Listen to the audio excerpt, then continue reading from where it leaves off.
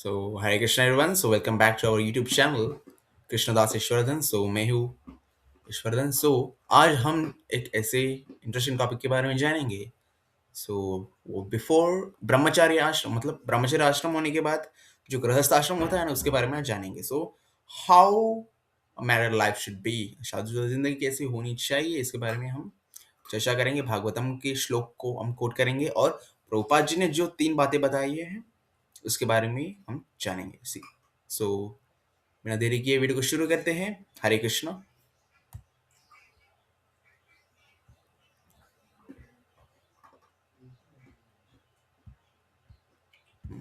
Okay, how married life should be, शादीशुदा जिंदगी कैसी होनी चाहिए. सो भागवतम का श्लोक है प्रथम स्कंद तृतीय अध्याय और 1.3.17 में भागवतम में क्या है जान लेते हैं. धन्वंतर द्वादशम त्रयोदशम ममेव च अपाय सुरानस्न्या मोहिन्या मोहयनात्रिया. 12वें अवतार में भगवान धन्वंतरी के रूप में प्रकट हुए और 13वें में उन्होंने एक स्त्री की मनमोहक सुंदरता से नास्तिकों को लुभाया और देवताओं को पीने के लिए अमृत दिया. जब भगवान विष्णु ने धन्वंतरी अवतार के रूप में प्रकट हुए और उन्होंने समुद्र मंथन के समय जो समुद्र में से वो प्रकट हुए और उन्होंने अमृत का कलश अपने हाथ में धरा और अमृत को देखकर देवता और असुरों में युद्ध छिड़ गया और अमृत के लिए वो अपने आप में ही युद्ध करने लगे. ठीक है, और जब देवता युद्ध कर रहे हैं और तभी भगवान विष्णु ने एक और अवतार धारण किया, वो था मोहिनी अवतार. एक सुंदर स्त्री का अवतार था. भगवान ने एक मतलब भगवान एक मनमोहक रूप में प्रकट हुए और वो स्त्री का रूप का तो अति सौंदर्यवान स्त्री के रूप में भगवान प्रकट हुए और वो उन्होंने क्या कहा, उन्होंने किया नास्तिकों को लुभाया, मतलब अट्रैक्शन किया अपनी सुंदरता से नास्तिकों को और देवताओं में अमृत समानता से बांटा. इसका और विवाह से क्या संबंध है. जो धन्वंतरी अवतार है ना वो क्या उसका क्या तात्पर्य होता है. धन्वंतरी अवतार का रिप्रेजेंटेटिव है वेल्थ एंड अट्रैक्शन. जो कोई पुरुष या जो कोई विवाह के संबंध में है, जो स्त्री और पुरुष, जो पुरुष धन संग्रहित करता है और स्त्री होती है ना, स्त्री को उस धन के प्रति मोहित नहीं होना चाहिए. ठीक है, धन के प्रति मोहित नहीं होना चाहिए. और सेकेंडली है तो मोहिनी अवतार क्या या रिप्रेजेंटेटिव है कि यह समानता होनी चाहिए. तो पति और पत्नी को अपने जो विवाहिक संबंध में गृहस्थ आश्रम में है वो अपने जोड़े को समानता से देखना चाहिए. ठीक है, और वो अपने आप के प्रति समर्पित होना चाहिए. पति पत्नी के प्रति समर्पित और पति पत्नी के प्रति समर्पित. सो हस्बैंड वाइफ के प्रति समर्पित होना चाहिए और वाइफ हस्बैंड के प्रति समर्पित सरेंडर भावना होना चाहिए. विवाह के संबंध में क्या हमारा उद्देश्य होता है. विवाह के संबंध में हमारा एक ही उद्देश्य है, जो पूर्ण पुरुषोत्तम भगवान कृष्ण है उनको प्रसन्न करना. ठीक है, उनको प्रसन्न करना. और हमें विवाह के संबंध में काम क्रोध लोभ मोह मद मात्सर्य सभी विकारों से मुक्त होना चाहिए और हमें धन की आशा होनी नहीं चाहिए. ना शरीर के प्रति आकर्षण, ना संबंधियों के प्रति लालसा, ना बच्चे रिश्तेदारों के प्रति हमें नहीं होना चाहिए. हमारा उद्देश्य क्या है इस गृहस्थ आश्रम में जो विवाहित जोड़े होते हैं उनका उद्देश्य है भगवान की प्रसन्नता, कृष्ण की प्रसन्नता के लिए हमें, और जो विवाह के जोड़े में है ना, कृष्ण की प्रसन्नता के लिए उन्हें गृहस्थ आश्रम स्वीकार करना चाहिए. ठीक है, और उनका एक ही उद्देश्य है कि भगवान कृष्ण की भक्ति में वो कैसे प्रोग्रेस कर सके, how to deal Krishna consciousness in spiritual life. So हम जो पति और पत्नी होते हैं ना, अपने या दूसरे स्पिरिचुअल लाइफ में प्रोग्रेस कैसे किया जाए उसका ध्यान रखेंगे, ठीक है। सो एक साथ माला करना या फिर भगवत गीता के ऊपर पढ़ना, अगर भगवत गीता में ये श्लोक है इसके बारे में अपनी पत्नी को बताना, और भागवतम पढ़ना, भागवतम के ऊपर चर्चा करना, और भागवतम का जो जो लेक्चर है वो एक साथ सुनना, नोट्स बनाना, और भगवान की सेवा करना, ये है ना, ये पति पत्नी का मेन उद्देश्य है गृहस्थ आश्रम में, ठीक है।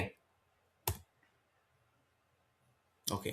सो जो प्रभुपाद जी ने 3 बताए हैं जो प्रिंसिपल्स, विवाह के संबंध में जुड़ने के बाद क्या करना चाहिए वो जानेंगे।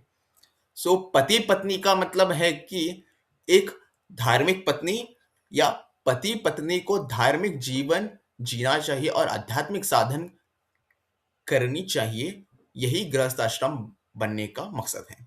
तो धर्म पत्नी मतलब क्या, वो धर्म पर चले। धर्म मतलब क्या, कृष्ण के राह पर, जो भगवत गीता में कृष्ण ने बताया है उस वे पर चले, धर्म का अनुसरण करे, वही धर्मपत्नी कहलाती है। और पति और पत्नी धार्मिक होने चाहिए, डिवोटी होने चाहिए, कृष्ण के प्रति समर्पित होने चाहिए पति और पत्नी, और जीवन जीना चाहिए, धार्मिक जीवन जीना चाहिए, धर्म के पाथ पर चलना चाहिए, और आध्यात्मिक साधना करनी चाहिए, चैंटिंग, हीयरिंग, रीडिंग, और भगवान की सेवा, आध्यात्मिक साधना साधना करनी चाहिए। यही गृहस्थ आश्रम में बनने का मकसद है। So what is the goal of married? So गृहस्थ आश्रम में रहने का क्या गोल है, क्या मकसद है? पत्नी धर्म से होनी चाहिए, धार्मिक होनी चाहिए, और पति और पत्नी दोनों का जीवन धार्मिक होना चाहिए, और आध्यात्मिक साधना करनी चाहिए, भगवान की सेवा करनी चाहिए। ये गृहस्थ आश्रम का मेन मकसद है। और सेकेंड है, पति और पत्नी दोनों को कृष्णा कॉन्शियसनेस में आगे बढ़ना चाहिए। स्पिरिचुअल प्रैक्टिसेस, कृष्ण भावना भवित, जो कृष्ण भक्ति के जो पाथ पर है ना, वो प्रोग्रेस करना चाहिए। अगर चैंटिंग नहीं कर रहे हो, मतलब तभी पत्नी कहते हैं कि आपकी माला बाकी है।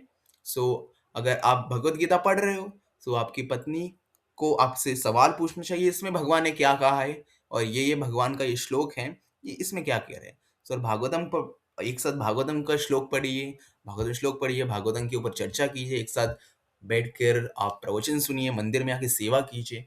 सो ये कृष्णा कॉन्शियसनेस पाथ पर और कृष्ण भक्ति में आप प्रोग्रेस करने के लिए बढ़ावा दीजिए अपने पति और पत्नी को।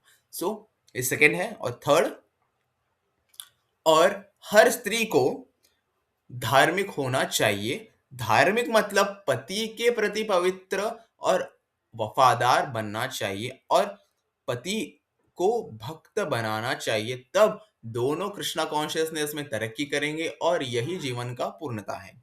सो पत्नी को धार्मिक होना चाहिए। धार्मिक मतलब क्या, देव पूजा करना या फिर भगवान की भक्ति करना, नाम जप करना, गीता पढ़ना या प्रवचन करना, ये धार्मिकता नहीं है। ये धार्मिकता है, लेकिन सच्ची धार्मिकता क्या पता है, अपने पति के प्रति समर्पण और वफादार, लॉयल्टी रहना और समर्पित रहना।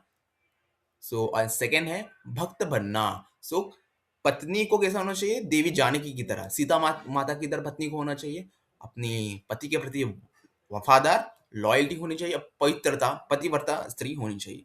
देन रावण ने माता सीता को बहुत ऑफर दिए कि तुम्हें ऐसा रखूंगा, वैसा रखूंगा, लंका की रानी बताऊंगा, त्रिलोक की सौंदर्य हो तुम, त्रिलोक की अधिपति होगी, राज करोगी त्रिलोकी पर। और तभी माता ने कहा कि मैं मेरे श्री राम के प्रति समर्पित हूँ, और मैं श्री राम के प्रति लॉयल हूँ, मैं प्रतिव्रता स्त्री हूँ, मेरे आराध्य और मेरे भगवान और मेरे पति श्री राम हैं, और वही परमेश्वर है, उनके सिवा मैं किसी भी पुरुष को देख नहीं सकती, ऐसा माता सीता ने कहा था। ऐसा लॉयल होना चाहिए स्त्री को अपने पति के प्रति, पत्नी को अपने पति के प्रति, जो लॉयल्टी पत्नी दिखाती, जो लॉयल्टी पत्नी दिखाती, संपूर्ण वही लॉयल्टी पति को दिखाना चाहिए।